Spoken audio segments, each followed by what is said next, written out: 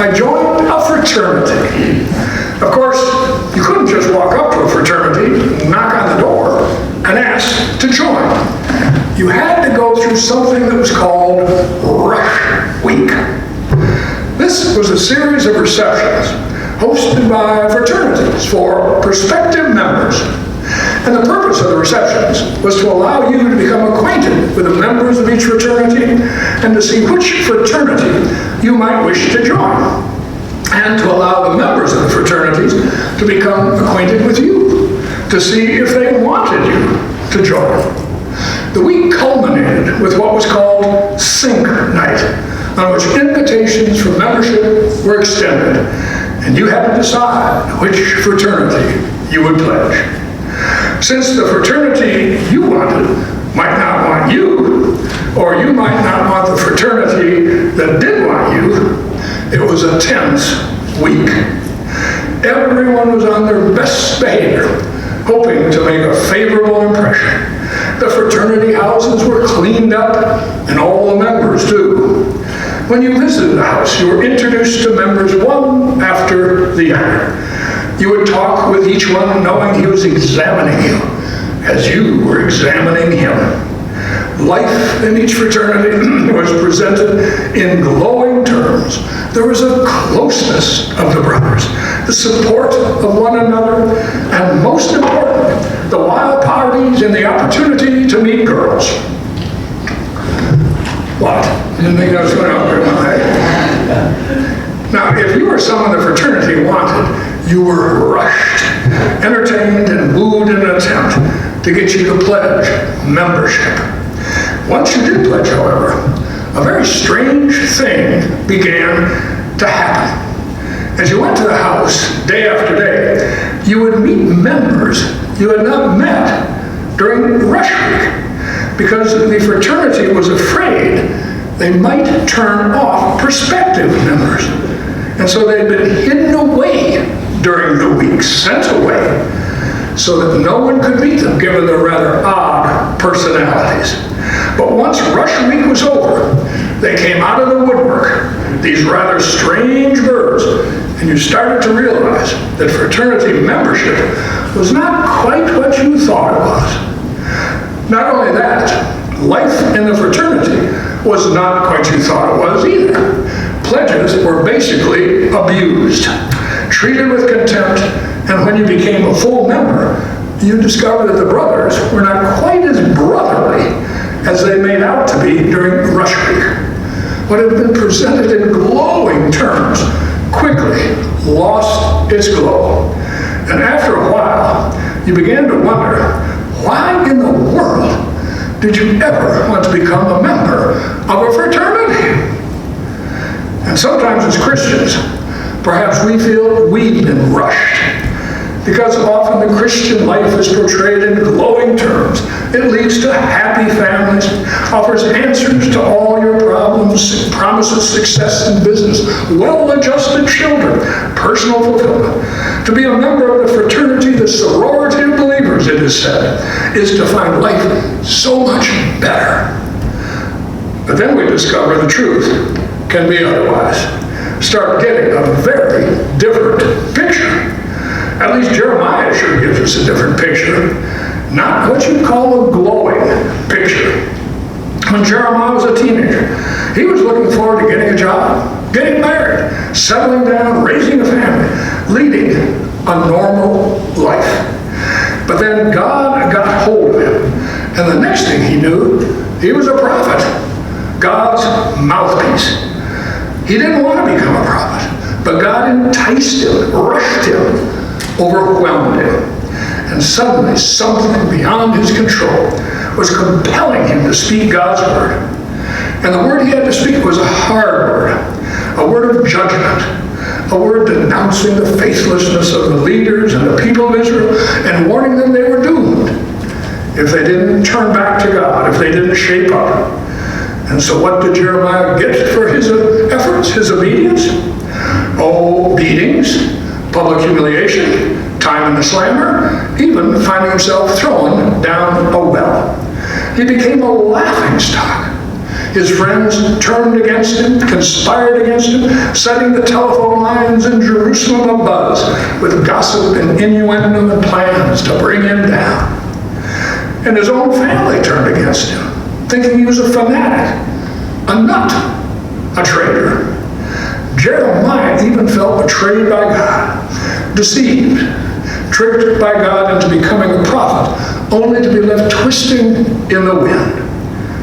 Jeremiah loved his people, desperately wanted to save them, and he loved God, and desperately wanted to serve God. But what had got him was being attacked by his own people and feeling abandoned by God. That's what membership in the fraternity, the sorority of believers, meant for Jeremiah. It meant pain and anguish and trouble, even life unbearable at times. But then there's the Apostle Paul. As with Jeremiah, so too with Paul. Paul wasn't even thinking of joining the fraternity, the sorority of believers, but suddenly he was bowled over by Christ, rushed like he couldn't believe it. And Paul presents much the same picture of what had got him. Because what Paul got were shipwrecks and floggings and jail time and hunger and pain and persecution, ridicule and humiliation, getting run out of town in a rail, even derided by his own congregations, falsely accused, mocked and maligned, and the non-stop battle within himself, with the old self and the new self, trying to become a new self. Again, not quite what we expect, perhaps. But what about the disciples? Surely they must give us a better picture, don't they? Well, not really. Because for them, believing in God, following Jesus, did not mean happy families or success or easy answers. Their families were probably torn apart because to follow Jesus meant leaving their families behind, turning away from the traditional beliefs of their fathers, living with new priorities, loving Jesus more than anything. And it meant danger, too. The danger of going against the powers that be, upsetting the status quo, challenging the existing arrangement of things. Even the danger of losing everything, losing their very lives. In other words, for them, believing meant facing a cross like Jesus did. Here too, we're talking trouble, life being harder, not easier, and the globe dims. But that is the truth of life in the fraternity, the sorority of believers. So we might wonder, why weren't we told this up front? Well, maybe we were. After all, the passages have always been there. Maybe we just didn't want to hear them, preferring to hear only what we wanted to hear. Then again, maybe churches hide the passages away and proclaim only what makes people feel real good, because it's better for business. I mean, get real. Can you imagine what church signs would say if we proclaimed this truth? Think you've got trouble now? Come and join us and you'll have some real trouble then. Or family problems? Come and join us and enjoy fathers and sons and daughters and their mothers really going at it. Or want to be a loser? Hey, this is the place for you. I just don't think such signs would bring in hordes of new members. And that's the question. After getting to know what a member of the fraternity, sorority of believers can mean, why would anyone in their right mind want to believe, want to follow, want to be part of such a group? Well, for what it's worth, what Jeremiah and Paul and the first disciples would answer is that to believe in God, to follow Christ, is to be given life like we can never give ourselves or ever have without God. That would be their answer. Life. An author has related a fable that comes from India.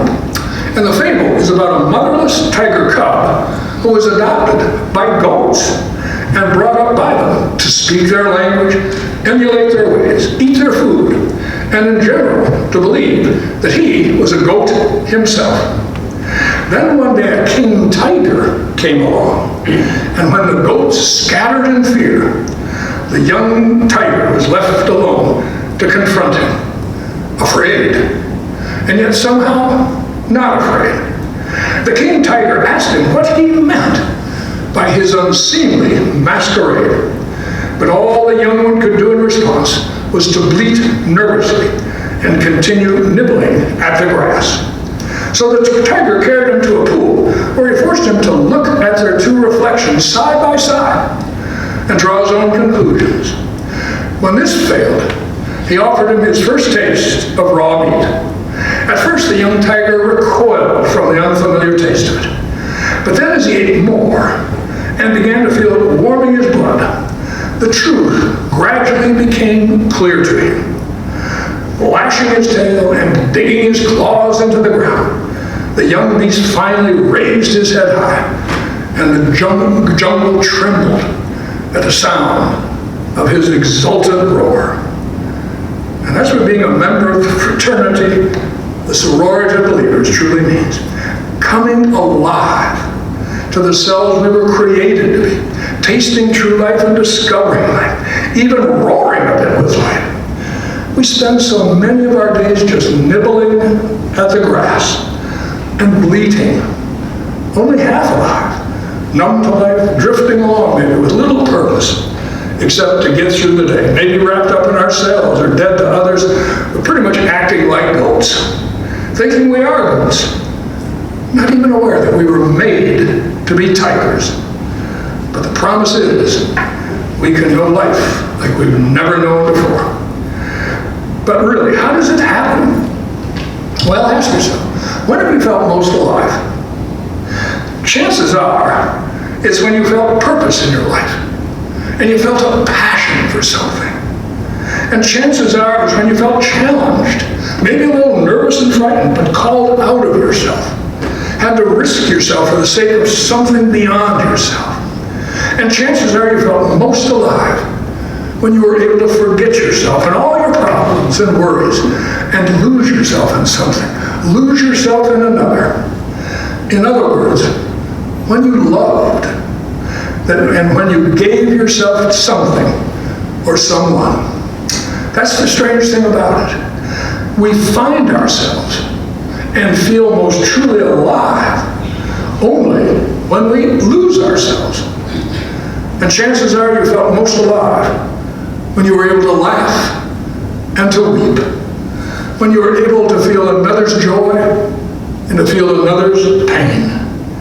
And chances are you felt most alive when your mind was challenged, your heart was tested, your spirit engaged, when you had to put all your heart and mind into something. To believe in God, to follow Christ, is to be given a taste of such things.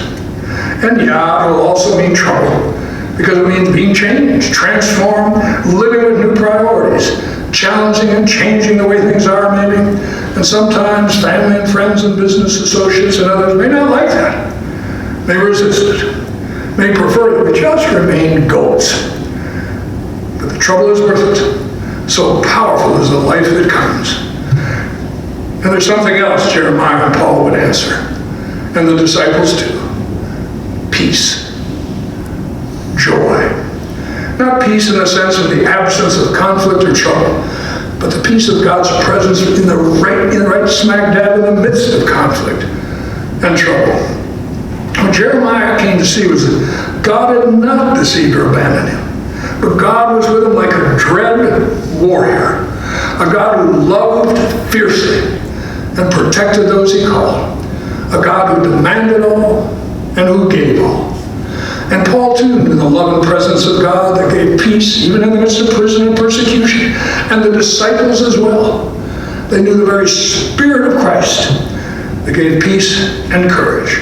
God's presence didn't take away the conflict or trouble, nor did it mean all would go smoothly or easily. Rather, it gave peace and strength in all things, and joy. The joy of knowing that God was with them, that truly they were loved no matter what. So maybe it is a fraternity, a sorority we want to be part of after all. Because even though it can mean trouble, it can mean so much more. Life, purpose, peace, and great gladness. Amen.